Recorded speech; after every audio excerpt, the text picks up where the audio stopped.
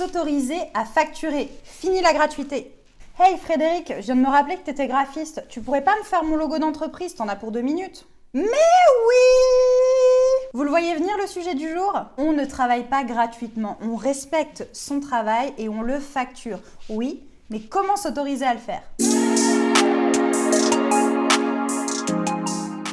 Hello les co-créatifs et bienvenue dans cette nouvelle vidéo. Je suis Anne-Lise, coach en posture entrepreneuriale et dans cette vidéo, je vais vous expliquer comment bannir la gratuité de votre projet. Mais comme rien n'est gratuit, en échange de mes astuces, je vous invite à vous abonner à notre chaîne YouTube dédiée aux entrepreneurs et aux managers qui misent sur l'humain et sur la créativité. Cliquez sur le bouton rouge, s'abonner et sur la petite cloche pour ne rien louper. Petit disclaimer, dans cette vidéo, il n'est pas question de ne pas s'entraider les uns les autres. On est évidemment pour l'humain, on est tout simplement pour parler de business, des services de votre entreprise et des produits de votre entreprise qui, eux, n'ont pas à être donnés gratuitement, tout simplement. Premier truc à éviter. Ok, je te fais ça, ça me prend 2 minutes. Stop! On arrête tout. Je pense avoir mal entendu. Est-ce que vous êtes en train de dire que votre travail est tellement peu qualitatif qu'il ne vous prendra que 2 minutes? Est-ce que vous êtes en train de réduire sa valeur à 0 avec une simple phrase? Est-ce que vous êtes en train de prendre un engagement dans votre emploi du temps qui pourrait être mis à contribution d'un client? Vous l'aurez compris, ce genre de phrase ne vous permet pas de valoriser votre travail et encore moins d'imaginer pouvoir en vivre un jour. Et ça, c'est vraiment dommage, donc on bannit ce genre de phrase au profit d'une formulation qui ressemble plus à « Ok, parle-moi de ton besoin » et vous recueillez le besoin. Ce sera déjà une très bonne étape. La deuxième chose à bannir, c'est « Oh, merci, qu'est-ce que je te dois ?»« Oh, un café, ça fera l'affaire. » Aïe, aïe, aïe, aïe, aïe, aïe. Non, non, non, non, non, on arrête les frais, on arrête.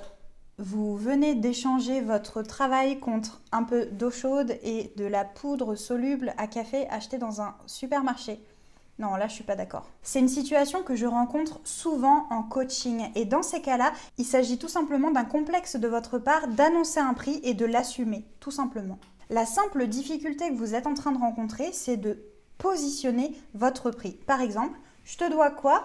Eh bien, pour cette prestation, c'est 70 €, s'il te plaît. Détrompez-vous, il ne s'agit pas du tout d'une impolitesse de demander le prix que vaut votre travail. C'est tout simplement une étape normale dans une relation commerciale. Cela n'altérera en rien la relation que vous avez avec cette personne, ni même la valeur de votre travail. Bien au contraire. Vous faites tout simplement preuve de confiance en vous et en votre production. Troisième attitude à bannir. Alors, dans cette situation, il faut que tu fasses ça, puis ça, puis ça, puis ça. Vous êtes en train de donner toutes les réponses là, non? Mais vous étiez bien en rendez-vous client là. Vous savez, ce premier rendez-vous qui est là pour tisser un premier contact avec votre prospect, comprendre son besoin et éventuellement envoyer une proposition derrière. Et à la place, ce que j'entends dans ce genre de phrase, c'est que vous êtes en train de donner toute votre expertise sur un plateau de manière informelle et totalement déstructurée et en plus de manière gratuite. Ici, d'un côté, votre interlocuteur va recevoir une masse d'informations qu'il ne va même pas, pour la plupart du temps, pouvoir exploiter. Mais en plus, cela vous empêche de proposer un devis adapté à sa demande qui pourrait être validé et vous rapporter de l'argent. Alors, respectez votre client et votre expertise. Écoutez son besoin, recueillez son besoin et proposez-lui exactement ce dont il a besoin.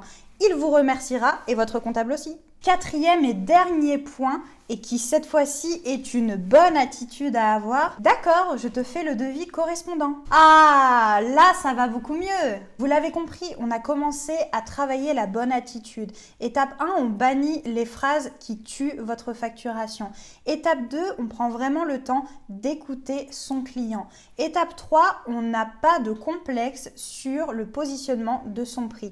Et étape 4, on n'hésite pas à envoyer une proposition adaptée, un devis tout simplement.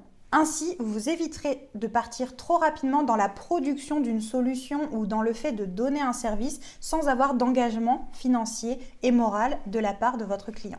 Dorénavant, l'étape du devis, c'est incontournable. J'espère que ces 4 petits points vous auront permis de comprendre que la gratuité n'est pas une solution viable. Mettez-nous un petit pouce bleu, signe que vous avez compris comment mettre fin à la gratuité. Et n'hésitez pas à nous partager vos petites astuces à vous en commentaire. Je vous dis à très vite pour une nouvelle vidéo Cultiver son esprit.